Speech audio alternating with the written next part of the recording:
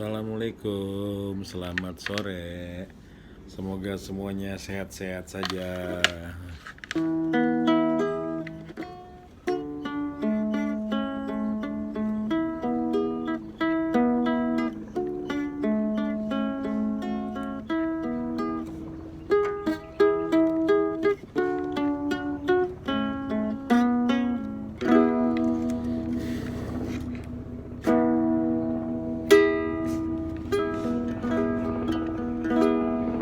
Ada bunyi helikopter lewat itu.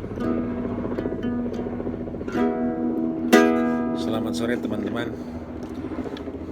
Tanggal 12 Oktober 2020. Covid sudah 336.000. Alhamdulillah yang sembuh 258.000. Mendekati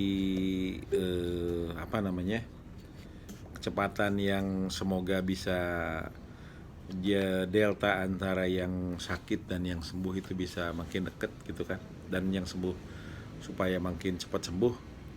Karena kalau 60 ke 70 itu maksud saya dari 260.000 ke 330 kan 70.000, jadi makin hari itu deltanya makin jauh tuh, makin walaupun bertahap kecil. Dan yang meninggal sudah mendekati 12.000. Pada bulan Juni kami memperkirakan di akhir September itu 360.000. Nah sekarang di tanggal 12 Oktober sudah 336, jadi kurang 24.000. Maksud saya mudah-mudahan nanti di ujung Oktober tidak lewat 360 gitu kan, walaupun kalau dilihat sekarang rata-rata 3.000 4.000, 18 hari ini kemungkinan angka 360 itu akan terlewati. Dan prediksi kami di akhir Oktober itu bisa 720. Insya Allah tidak sampai seperti itu, jadi artinya kenaikan yang 2 kali lipat itu kemudian agak melandai, walaupun naik dikit-dikit agak melandai. Mudah-mudahan ketemu puncaknya dan turun gitu kan, artinya jangan terus naik lah. Tapi di sisi lain juga kami melihat bahwa berdasarkan keliling-keliling itu makin banyak terjadi di daerah. Nah semoga daerah-daerah juga siap, tidak banyak yang fatal meninggal. Kemudian juga kalaupun terpapar itu karena memang susah cepat sembuh ya gitu kan. Susah maksud saya mencegahnya, karena memang tiap hari harus kerja gitu kan, dengan catatan menggunakan protokol 3M ya, memakai masker, mencuci tangan, menjaga jarak, jangan masuk ke kerumunan orang. Sekarang pilkada juga jangan bikin kerumunan gitu kan. Alhamdulillah udah tanggal 12 Oktober, pilkadanya nanti Desember tidak terjadi terus. Maksudnya beberapa kali terjadi, tapi semoga tidak terjadi terus yang kerumunan, yang ramai dan yang lain-lain. Seperti itu. Jadi insya Allah kita makin hari makin baik. Kemudian juga di sisi yang lainnya, kemarin Omnibus Law itu bikin rada seru, rame. Mudah-mudahan sih dilindungi Allah lah ya orang-orangnya, tidak pada kena terinfeksi COVID gitu kan.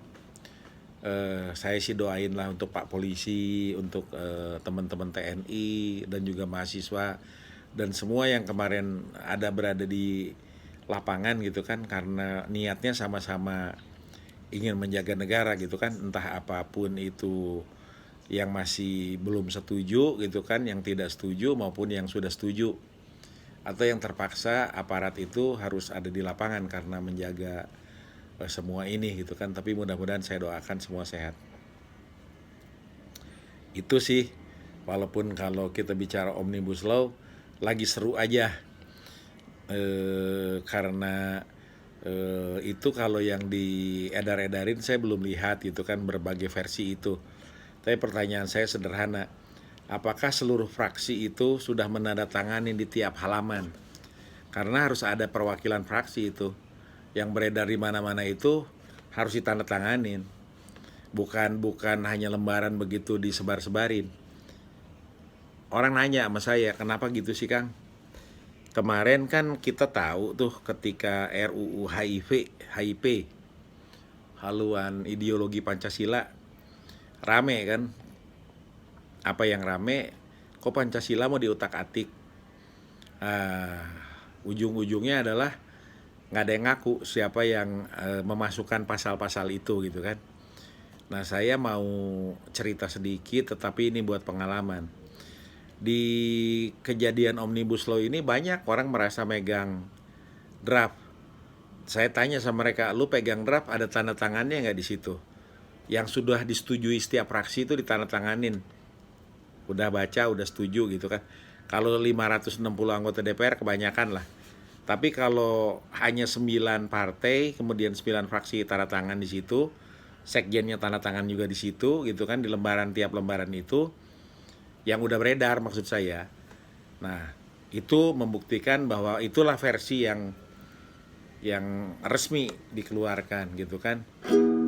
Nah, terus kemudian juga waktu di sidang paripurna itu juga kita nggak melihat bahwa masing-masing fraksi itu sudah menyampaikan ini yang kami setujui, yang ini belum, yang ini tidak gitu kan. Nah, kenapa itu penting? Supaya ketahuan juga gitu kan, di mana yang disetujui, di mana yang tidak gitu kan, di mana yang dengan catatan. Itu harus ada gitu kan, karena itu harus jadi berita acara negara. Kalau itu semua tidak ada, khawatir nanti model kayak haluan ideologi Pancasila lagi gitu kan. Nah, terus orang balik lagi nanya, Kang kenapa sih begitu? Tahun 90-an kita aja gitu kan, saya ketika itu masih muda, kerja di Kosti Jaya gitu kan, supir taksi lah, koperasi supir taksi. Rapat anggotanya tuh melibatkan ribuan orang. Tetapi ini harus dijaga sehingga apa yang menjadi keputusan itu memang basisnya dari anggotanya. Jadi kedaulatan anggota itu betul-betul dijaga. Nah, salah satu ciri kedaulatan anggotanya itu adalah ketika siapapun yang mengusulkan itu dicatat. Sebagai contoh misalnya, Pak, ini kredit bank dari bank X itu kok lebih mahal daripada di bank ini. Bank D, kita kredit mobil jangan ke bank X lagi deh, ke bank D aja. Karena selisih kreditnya bunganya sekian tahun, malah ada grace periodnya lebih panjang. Itu yang mengusulkan itu tertulis. Misalnya Abdullah, dia keanggotaannya Jakarta Timur, misalnya ditulis JT 0010 misalnya gitu kan, atau 010 gitu kan. Nah, itu ketahuan Abdullah itu dari Jakarta Timur. Atau misalnya ada yang ngusulin lagi, Pak, suku cadang ini sekarang kok cenderung tidak tahan lama. Malahan kalau dulu radio dinamo ampere ini diganti kalau pas banjir aja, sekarang sering kebakar sendiri. Yang ngusulin itu misalnya pengen ganti lagi deh Pak, jangan beli di toko ini, jenisnya yang ini. Yang ngusulin itu misalnya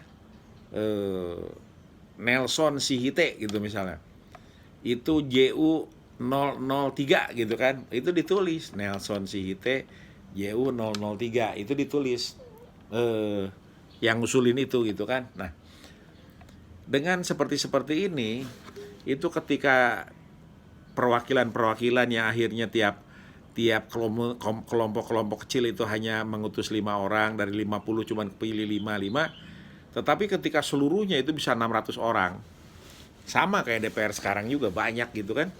Nah, belum ada peninjau apa segala macam. Nah, tetapi yang pengen saya sampaikan, ketika itu masuk ke rapat anggota, yang ratusan orang itu banyak gitu kan, karena belum lagi dihadiri pejabat segala macam, itu tertulis apa yang diprotes, apa yang dipertanyakan, apa yang diusulin.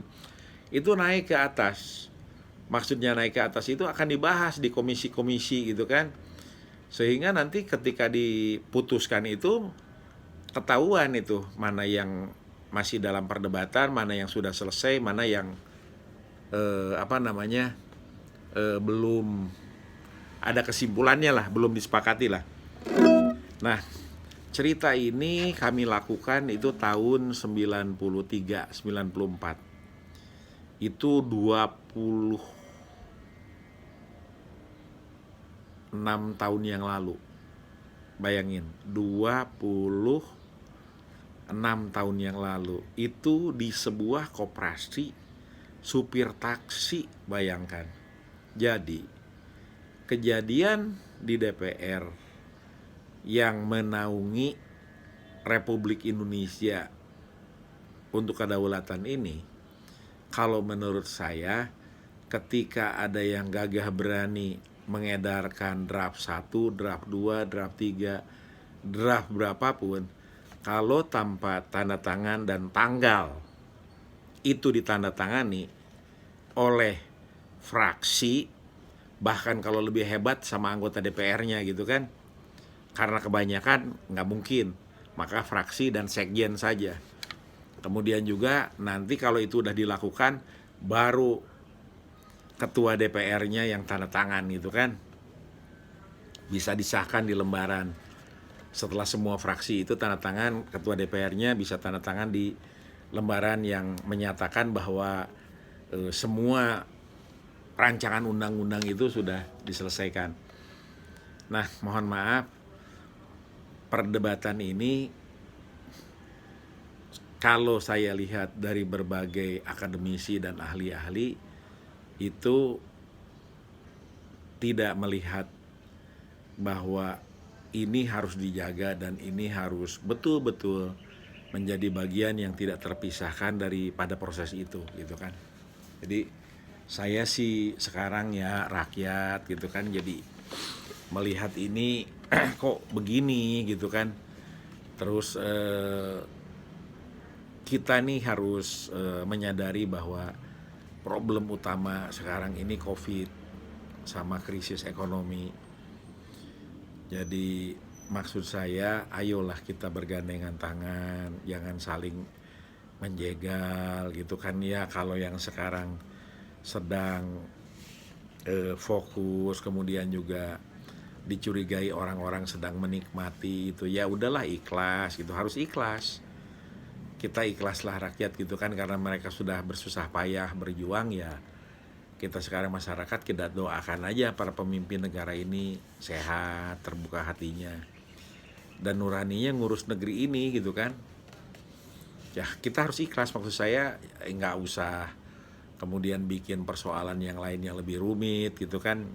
Nah tetapi juga tolong untuk teman-teman yang sekarang sedang berkuasa gitu kan, lagi ya menikmati mungkin ya kali di kekuasaan gitu kan, semua serba enak kali kan, semua serba banyak kali gitu kan. Kalau lihat dari penampilan, dari ininya gitu kan, ya mungkin ada di kekuasaan enak lah ya. Beda dengan yang tiap hari harus kesana kemari nyari ini nyari itu gitu kan. Kebanyakan rakyat maksud saya gitu kan. Jadi ya tolonglah ketika kekuasaan itu ada di tangan gitu kan, itu dipergunakan dengan amanah. Jadi jangan misalnya rakyat disuruh baca 1000 lembar gitu kan, itu terus ditanya lu ngerti nggak gitu, jangan. Kan ada perwakilan juga, Muhammadiyah pendapatnya apa, itu kan orang-orang pinter, orang-orang baik. Kemudian juga PBNU gitu kan, pengurus besar Nahdlatul Ulama pendapatnya apa gitu kan. Terus kemudian para akademisi juga banyak, profesor pendapatnya apa gitu kan. Yang independen lah ya, artinya itu seperti apa gitu. Kalau yang kebetulan jadi komisaris, kemudian jadi pejabat yang enak ya mungkin pendapat karena enak gitu kan, dipikirin orang begitu kan. Jadi maksud saya janganlah sama masyarakat itu kesannya dikerasin gitu kan. Orang nanya, Anda udah baca belum gitu kan. Nanti kalau ditanya anggota DPR itu semuanya udah baca belum? Seluruh halaman itu dimengerti belum gitu kan? Atau enggak perlu nggak kita ngadain ujian terhadap presiden, wakil presiden dan seluruh menterinya gitu kan?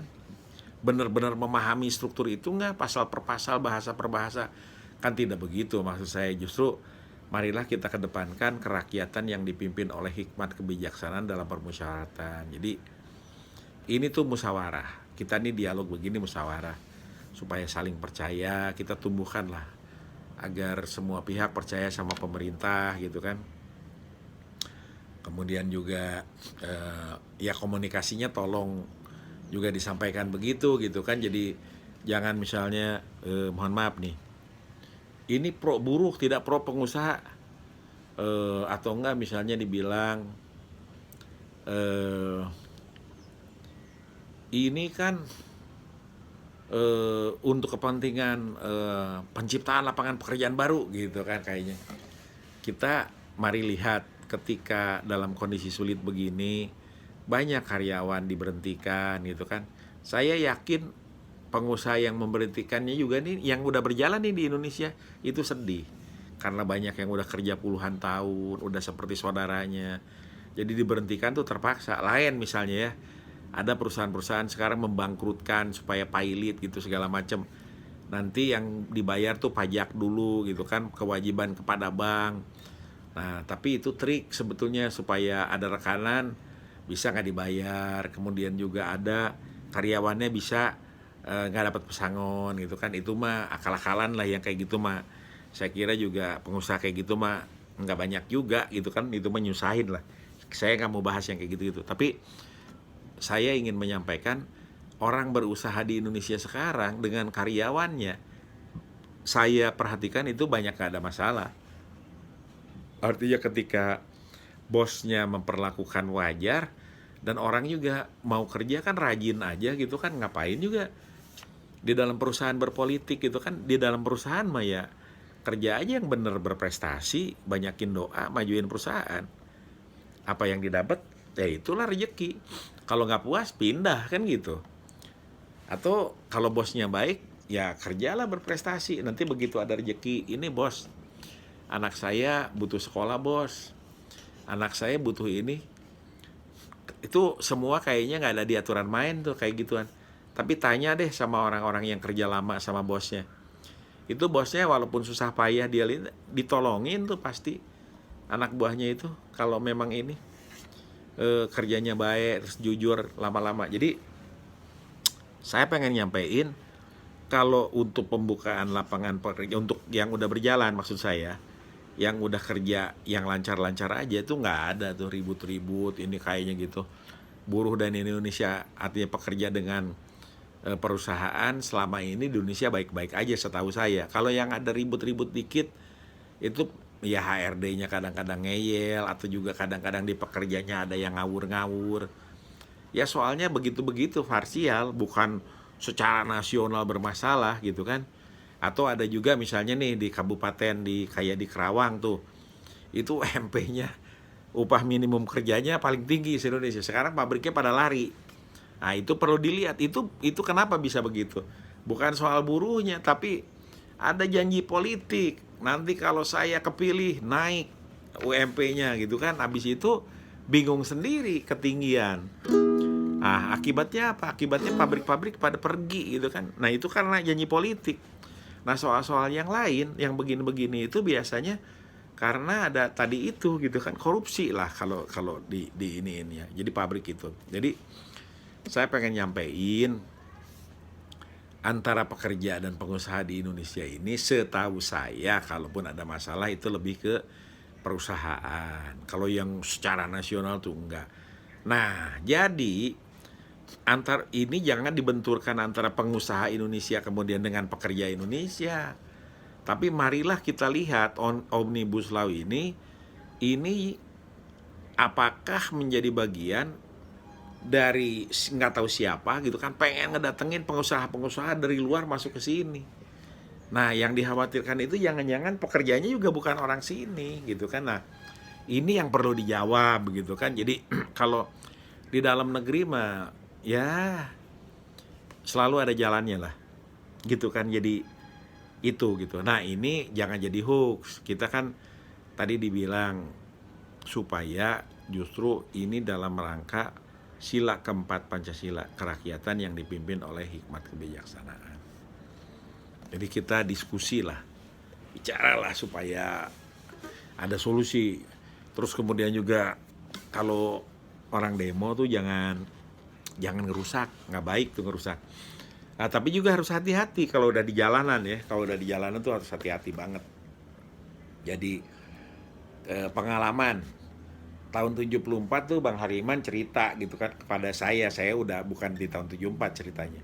Tapi setelah kejadian 98 lah. Itu saya tanya, "Bang, dulu Bang ada niat ngebakarin?" "Wah, gila Gus." "Enggak lah." Iya, saya bilang gue juga percaya, Abang kan orang baik. Cuman semangat aja, Abang kan gaya Medan begitulah. Kalau Abang ngomong keras, teriak gitu kan. Kalau ngebakar-bakar mah gue gak percaya lah, Abang kan baik orangnya. Dalam artian juga niatnya juga baik gitu kan. Nah tapi kejadiannya tahun 74 kebakar tuh di mana-mana. Tragis, banyak tokoh-tokohnya di penjara gitu, susah lah. Tapi ya kejadian itu terjadi gitu kan. Nah tapi nih tahun 98 itu kalau inget 14 Mei gitu kan, setelah 12 Mei ada ditembak, itu kejadian seperti itu hampir terjadi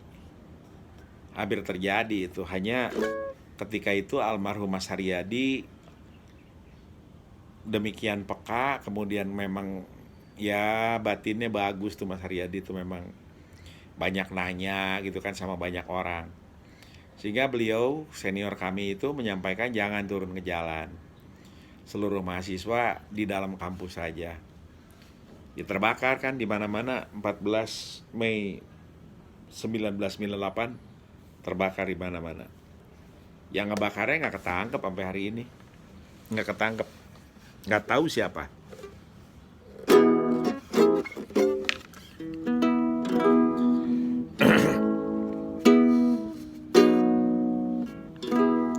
Jadi yang ngebakar 14 Mei dan rusuh di mana-mana tahun 98 itu tidak tertangkap. Tetapi yang paling penting, tuduhan kepada mahasiswa dan gerakan reformasi itu gagal. Itu yang paling penting. Jadi yang ingin disampaikan, yang begitu-begitu itu udah kuno. Karena yang demo itu pengennya nyampein aspirasi. Ya kalau aspirasinya nggak diterima, ya udah demo aja lagi. Lobby, jelasin, ngomong beda pendapat kita di sini, nanti dicatat di dalam sejarah. Jadi orang demo itu bukan kayak perang zaman dulu bawa kuda gitu, wah kita bertempur, nggak gitu, gitu kan. Nah di lapangan itu kadang-kadang panas, gitu kan. Ya kalau di barisan mahasiswa tuh kadang-kadang dari 4 baris ke belakang gitu, tiba-tiba ada yang nimpuk ke aparat keamanan gitu kan. Nanti ada dari situ, bukan yang depan juga, ada yang nimpuk juga kan ke mahasiswa, dorong-dorongan rame gitu kan. Nah terus nanti kayak kebakar-bakar gitu-gitu. Mahasiswa mah normalnya enggak lah kayak gitu, nggak mau gitu kan. Ya aparat yang jaga juga mungkin nggak tahu juga gitu siapa yang ngelakuin kan, karena aparat itu orang-orang baik juga. Nah tapi kalau udah di lapangan udah kejadian begitu, susah. Nah maksudnya saya ngingetin hati-hati lah kalau udah di lapangan. Tetapi dari berbagai video-video yang dari masyarakat, itu antara aparat keamanan dan orang yang demo sekarang paham juga. Mereka bicara, kita sama nih rakyat Indonesia, jangan maulah diadu-aduin, ngapain.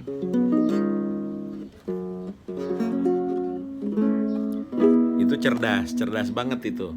Jadi jangan mau diadu-aduin, ngapain diadu-aduin. Maksudnya apa? Maksudnya jagalah keamanan, jagalah kedamaian. Jadi kalau mau demo mau apa ya jaga damai aja. Ajak sholat bareng di lokasi, zikir bareng di lokasi, mendoakan bareng di lokasi. Jangan rusuh, jangan. Masing-masing itu menyampaikan kejadian yang terjadi di negeri ini, gitu. Kenapa keberatan? Jelaskan. Jangan maki-maki, jangan. Saya keberatan terhadap apa turun ke jalan ini, misalnya kalau Omnibus Law gitu kan lagi rame nih sekarang. Jelasin. Saya keberatan ini begini, ini bukti pasalnya. Bapak tahu nggak itu? Diskusi di lapangan, debat. Tapi saling menyayangi.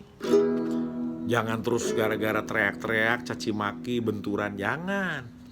Diskusi. Undang anggota DPR, undang ini ke kampus.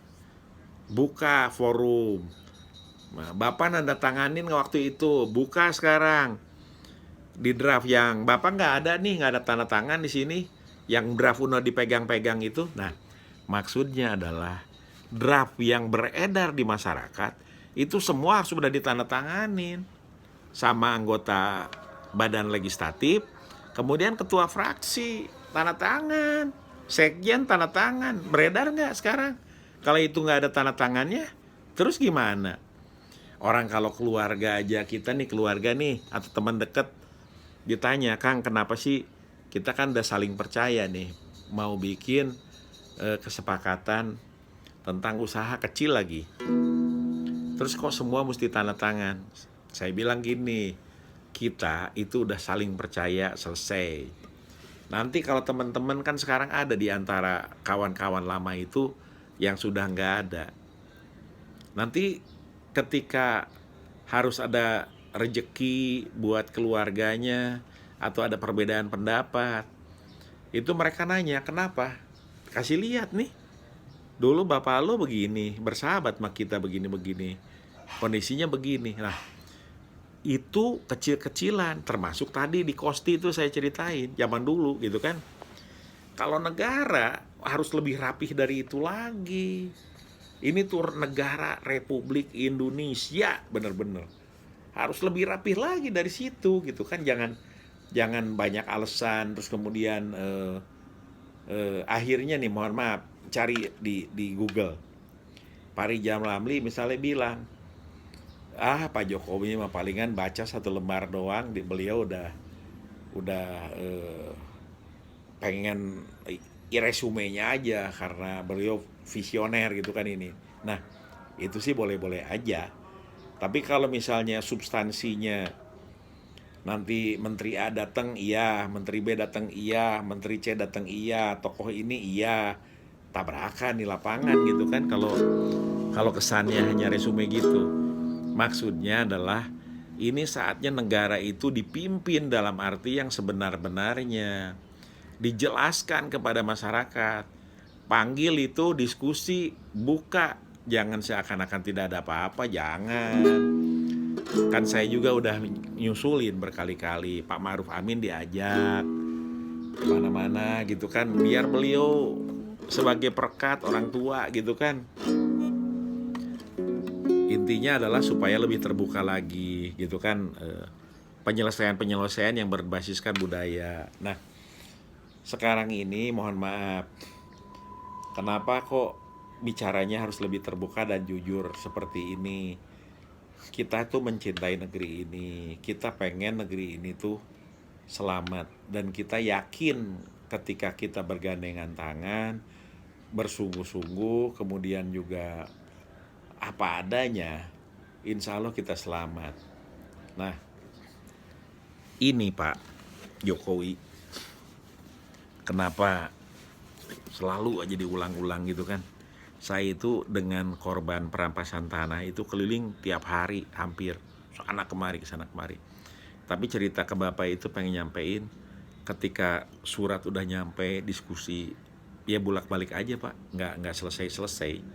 Sampai hari ini nih, termasuk ke BPN itu dari bulan November tahun 2019, udah hampir 1 tahun. Turun suratnya nggak ada surat keluar gitu kan. Kemudian juga ke Wamennya juga begitu.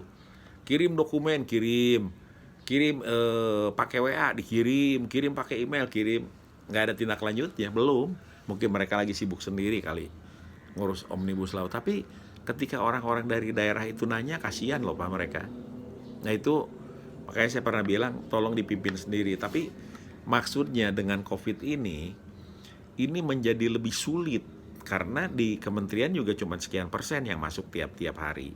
Nah, coba Bapak bayangkan bagaimana orang dari daerah ingin memperjuangkan nasibnya itu gitu kan, kesininya udah susah, jauh, begitu di sini nggak ada. Nanti dibikin lagi katanya biro investigasi kalau di BPN, bagus. Tetapi ini harus mampu menerobos, membongkar cerita-cerita masa lalu ini sehingga kebenarannya bisa didapatkan. Nah kalau itu tidak terjadi, kasihan banget Pak. Nah ketika susah begini Pak, ketemu aja susah, tindakan majunya susah. Kemudian muncul nih Pak, baru hari ini ketika saya ke Menpan RB, kantor Menpan RB, udah 4 atau 5 kali lah bolak-balik, katanya didisposisi, katanya orangnya sedang keluar, kalau di WA tidak dijawab. Tetapi alhamdulillah 2 kali kami ke situ, dari 5 kali itu 3 kali lah yang 2 kali dilayani, tetapi petugasnya, analisnya sedang tidak ada di tempat, dan di WA tidak pernah jawab. Kemudian juga 1 kali oleh satpam. Tadi kami ke sana lagi, ini tolong bener nih Pak, ditanya, Bapak udah rapid test belum? Lah, kalau seluruh rakyat mau ke kementerian harus di rapid test, itu diumumkan biayanya berapa. Nanti kasihan kalau yang nggak punya uang, mereka nggak bisa ke kementerian lagi. Mana swabnya, mana rapid testnya. Terus nanti kalau begitu datang, seperti sekarang bolak-balik aja pejabatnya nggak pernah ada, masa harus terus-terusan swab? Nah, maksudnya Pak, ini kami mengerti pejabat itu memang harus dilindungi. Jadi mungkin karena banyak yang kena, takut, tapi ini adalah bagian dari perjuangan bersama Pak, menyelamatkan negeri ini. Karena orang yang jalan ke sana kemari itu beresiko juga Pak, bukan tidak beresiko. Mereka udah nggak digaji negara, mereka ke sana kemari juga mesti tetap nyari makan, kemudian juga mesti ngurusin kasusnya yang nggak selesai-selesai. Bayangkan kalau pejabat negara itu membebani lagi, sudah dicari susah, keputusan Mahkamah Agung pun ada dijawabnya atau tidak dijawab sesuai dengan amar, sekarang disuruh rapid test lagi. Apa nggak nambah biaya, apa tidak mempersulit masyarakat? Nah, ini tolong dikaji di ini Pak Jan. Jadi masyarakat tuh jangan dipersulit gitu kan. Seperti misalnya kejadian-kejadian ini gitu kan. Nah, ini saatnya dibuka itu, dibuka pikiran, dibuka hati, sehingga jangan dipersulit. Jadi proses itu harus jalan, harus selesai. Karena saya ulang lagi, di era Bapak ini sempat dihukum mati itu, yang udah dihukum mati. Tapi kemarin ada lagi kabur. Kalau kata Pak Rijal Ramli, jangan hanya salahkan petugas lapasnya yang ujungnya kabur, karena kalau napi narkoba, bandar narkoba itu duitnya banyak sepengetahuannya. Jadi hukum matinya, kalau nggak ditaruh di pulau mana gitu kan. Jangan ada kesan ini jadi mainan gitu kan, itu bahaya gitu kan. Dan jadi mainan ini banyak lah, saya nggak mau lah bahas lagi seperti ini. Tapi yang ingin saya sampaikan, kita ini sama-sama mencintai negeri ini, dan siapapun yang sekarang memegang amanah atau berkuasa itu pasti ada limit waktunya. Nah, kita berharap dan berdoa jangan ini jadi persoalan terus dan di masa datang. Nah, termasuk juga usul kepala Pak Jokowi ini. Itu kan banyak jenderal-jenderal, kemudian juga birokrat yang hebat-hebat pensiun. Nah, mereka pensiun inilah sebetulnya kalau mau didorong oleh pemerintahan, diprioritaskan sesuai dengan keahliannya, masuk ke BUMN, masuk ke anggota legislatif gitu kan. Mereka ini yang potensial ini, yang pensiun muda ini, yang ini diterusin Pak, biar nanti didorong jadi wali kota gitu kan. TNI, Polri yang pensiun gitu kan, masih semangat, masih cerdas gitu kan. birokrat juga begitu, bekas dirjen gitu, ikut pemilihan di mana-mana, jadi anggota DPR gagah. Nah, tolong jangan menjadi komisaris di perusahaan swasta. Saya ulang lagi, jangan Pak. Jadi tolong Bapak sampaikan, bagi yang jenderal-jenderal itu, bagi yang birokrat-birokrat itu kalau pensiun jangan jadi komisaris di perusahaan swasta, jangan, kasihan. Itu nanti mereka suruh ke sana kemari gitu. Padahal sebelumnya petinggi negara gitu kan, dengan bintang di sini. Kan insya Allah kalau udah pensiun begitu mah cukup lah mereka, beliau-beliau itu juga kan. Tapi kalau disalurkan ke BUMN, disalurkan menjadi penasehat gitu kan di lembaga-lembaga tinggi negara gitu kan. Nah, ini penting banget, termasuk didorong untuk jadi wali kota, bupati, gubernur gitu kan, beliau bilang gak apa-apa. Nah, karena orang 17 tahun usia kalau di partai mending fokus di administrasi dan organisasi. Dia magang sana kemari, belajar gitu kan, belajar ke bupati, belajar ke gubernur, kemana-mana. Nanti udah usia 30-an baru mereka mulai masuk ke DPRD. 40-an baru jadi wali kota. 40 tengah kalau hebat banget baru jadi gubernur, 50-an jadi gubernur. Jadi jenjang itu harus diuji Pak, jangan tiba-tiba nanti melompat-lompat begitu, bisa kacau negara ini. Kalau nanti orang-orang tidak pengalaman yang memimpin gitu kan di mana-mana. Nah, padahal yang pengalaman-pengalaman ini yang harus didorong Pak di era demokrasi ini. Nah, kenapa begitu Pak? Karena ini tuh zamannya perang peradaban Pak.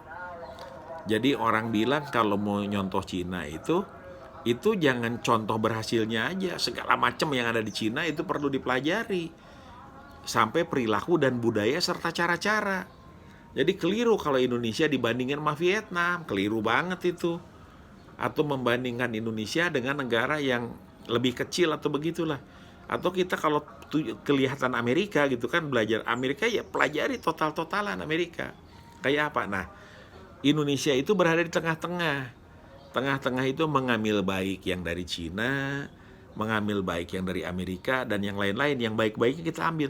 Kalau nggak hati-hati Pak, mohon maaf, yang buruk-buruknya bisa kita contoh, yang kita ambil. Nah, ini jangan sampai kejadian. Nah, ini rada-rada gelap begini Pak, karena ini zamannya perang peradaban Pak. Sekarang ini lagi zaman perang peradaban gitu kan. Seperti yang disampaikan oleh Haidir sebelum video ini perang peradaban. Nah, Indonesia ini sekarang perlu membangun peradabannya sendiri. Jadi jangan membanggakan bahwa kalau bikin infrastruktur hebat-hebat itu, terus kemudian ekspor hebat-hebat itu berhasil gitu kan. Kenapa? Karena zaman Dendels juga bikin jalan 1000 km. Belanda itu ninggalin banyak bangunan di Indonesia yang indah-indah dan bagus-bagus. Kemudian juga mereka melakukan ekspor banyak hal, rempah-rempah ke Eropa. Tapi apa yang terjadi? Terjadi negeri ini dijajah. Yang kita dengar begitu faktanya. Nah, jadi sekarang ini saya akan percayalah para pemimpin negeri ini, mana mungkin beliau-beliau itu mikirin supaya rakyatnya sengsara, nggak mungkin kan?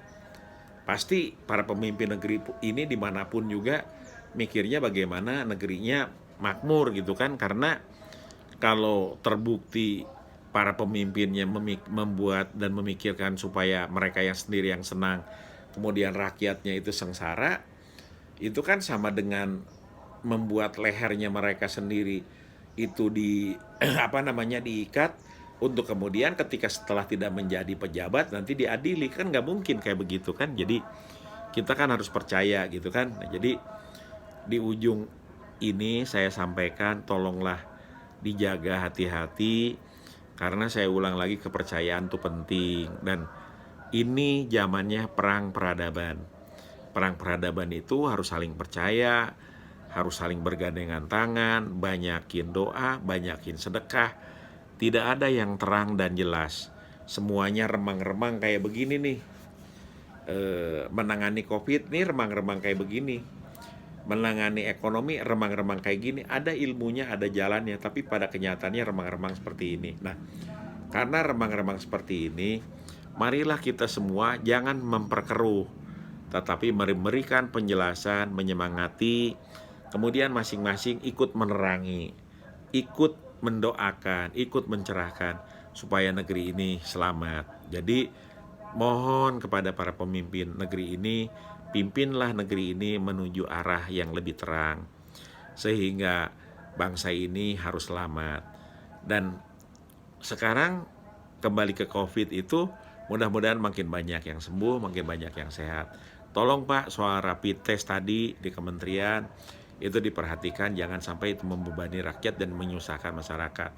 Tolong juga soal Omnibus Law itu seperti tadi gitu kan, jadi dibukalah apa adanya, dijelaskanlah apa adanya sehingga ketemu yang lebih baik dan saling percaya. Saya yakin ketika kita semua, seluruh bangsa ini bergandengan tangan walaupun gelapnya seperti ini, remang-remang, tetapi kita meminta petunjuk dan meminta hidayah kepada Allah Subhanahu wa taala, bangsa ini akan diberkahi, bangsa ini akan ada jalannya. Tapi tolong jangan coba-coba bermain-main, karena akan perih bagi setiap pelakunya, dan itu sungguh akan disesali setelah masanya lewat. Jadi demikian, mudah-mudahan negeri ini selamat, maju, dan mari kita berusaha dan mari kita berdoa. Lakukan yang terbaik, berbuatlah yang baik, banyakin yang baik, sedekah, ceritalah kalau ada yang tidak baik untuk diperbaiki sehingga semua menjadi lebih baik. Demikian, terima kasih. Assalamualaikum warahmatullahi wabarakatuh.